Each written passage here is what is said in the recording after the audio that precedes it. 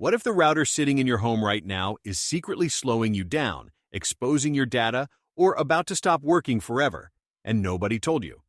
Today, we are counting down 8 router brands you should seriously think twice about before buying. From terrible long-term support to nightmare setup experiences, these are the names that keep showing up in complaints, forums, and tech reviews worldwide. Stay until the end. Number 1 might actually surprise you. Let's get into it. Coming in at number 8, we have MikroTik. Now, this is a brand that some network engineers absolutely love, and that is exactly the problem. MikroTik routers are built for professionals who know exactly what they are doing. The learning curve here is not a hill, it is a mountain. Setting up a MikroTik device requires deep knowledge of its custom router OS software, and if you are a regular home user, you will be completely lost from the first screen. The setup interface looks like it was designed in the early 2000s and has barely changed since. There is almost no hand-holding, no easy wizard, and no friendly app. You are expected to manually configure everything from firewall rules to IP addressing. On top of that, MikroTik routers have had some serious security issues in the past, including firmware vulnerabilities that left thousands of devices exposed. While updates have been released, many users simply do not know how to apply them correctly. If you run a small business and have an IT person, maybe MikroTik makes sense. But for the average person who just wants fast and reliable internet at home, this is not the right tool for the job. You will spend more time troubleshooting than actually using the internet. Pros: very powerful for advanced network setups. Low cost compared to enterprise gear. Highly customizable routing features. Cons: extremely complex for non-technical users. Poor out-of-box experience and UI. Past security flaws in router OS firmware. At number 7, we have TP-Link.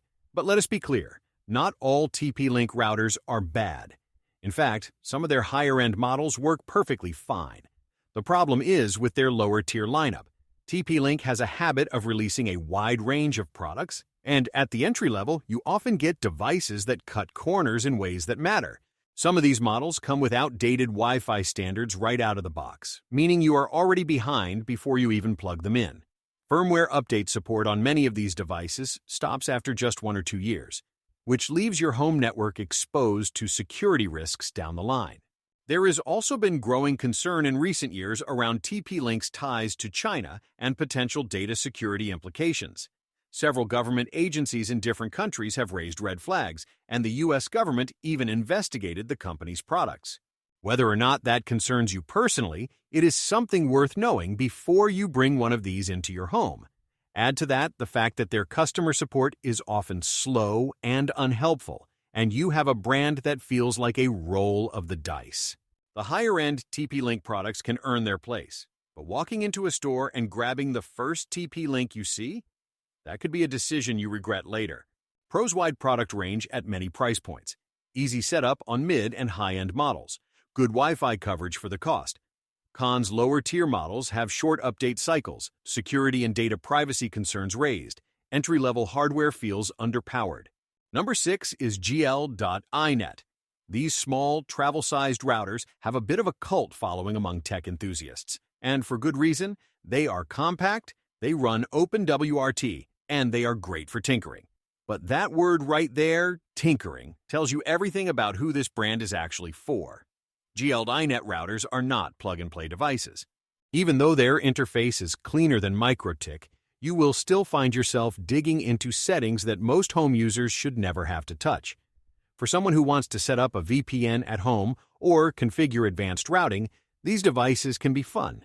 But for someone who just wants internet that works, GL.iNet is more confusing than helpful. The hardware on many models is also quite weak. These are tiny devices, and that small size means limited processing power.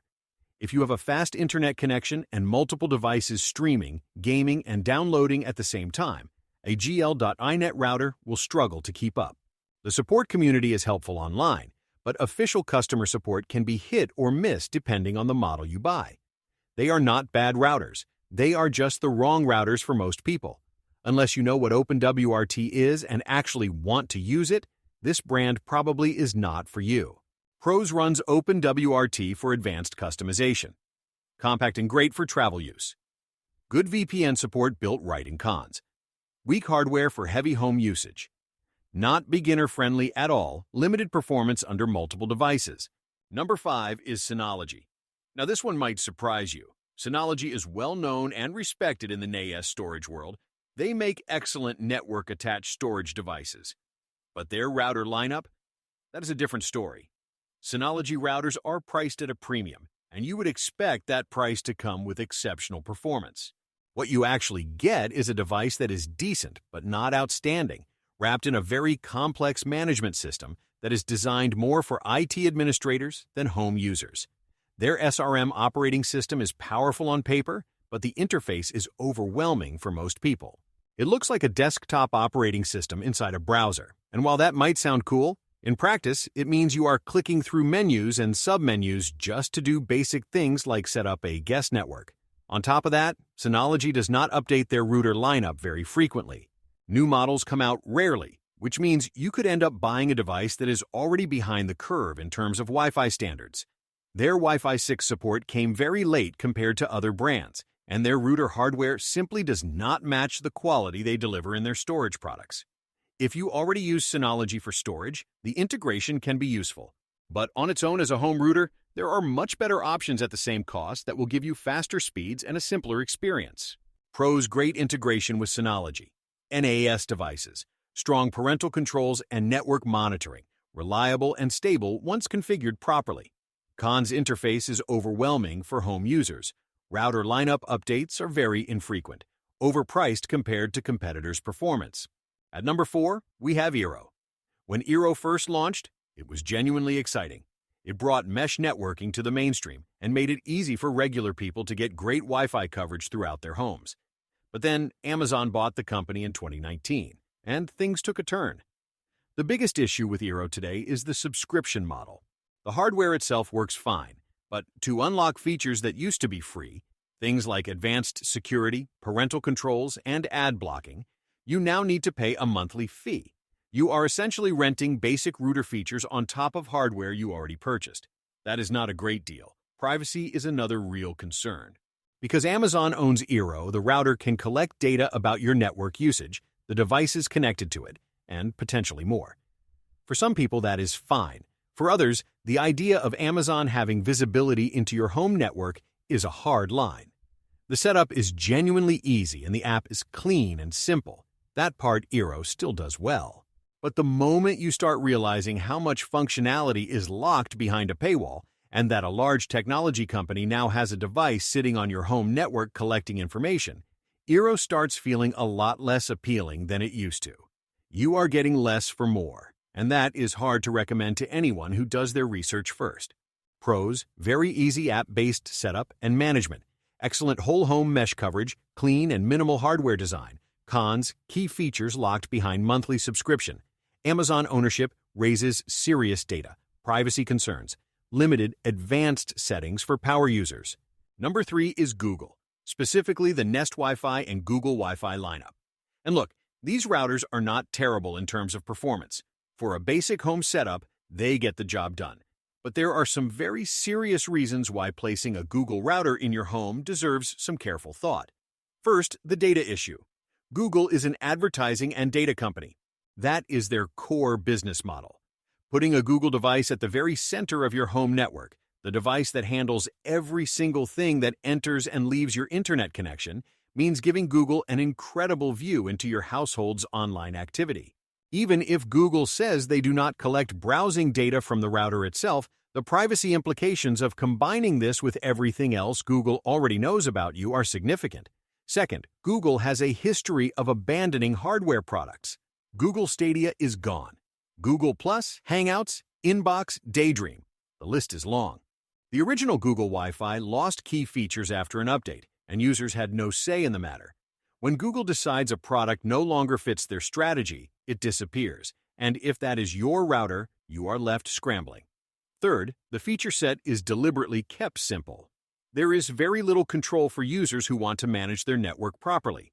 No detailed traffic monitoring, limited port forwarding options, and no real way to get under the hood. For many people, that simplicity is fine, but it comes at the cost of actual control over your own network. Pros: simple setup and clean Google Home integration, solid coverage for small to medium homes, Attractive hardware design fits any room. Cons: serious data privacy. Concerns with Google ecosystem. Google has history of abandoning hardware products. Very few advanced settings for network control. At number 2, we have a name that millions of people know: Linksys. This brand was once the gold standard of home networking. In the early 2000s, if you had a Linksys router, you had the best. But brands can fall, and Linksys is a perfect example of a legacy name that has been living off its reputation for too long. After being sold by Cisco and then passing through multiple owners, Linksys has lost the consistency and quality that made it great. The current lineup is a mixed bag of products that range from acceptable to genuinely frustrating. Firmware updates have been slow and sometimes break things that were already working. The app-based management system received poor reviews from users who found it buggy and unreliable. Some of their more recent Velop mesh systems sounded great on paper, but launched with serious connectivity and stability problems. Numerous users reported devices randomly dropping connections or failing to communicate properly within the mesh system. And the support experience when trying to get help? Often disappointing. Linksys also moved some features to a cloud-dependent model, which means if their servers have issues, features of your home router stop working properly. That should never happen with hardware you own outright. Linksys has tried to modernize, but the execution has not matched the ambition. At the cost they charge for many of their products, you can find newer brands with better hardware, better support, and a better track record of actually delivering on their promises. Pros: widely recognized and trusted brand name. Broad range of models available everywhere.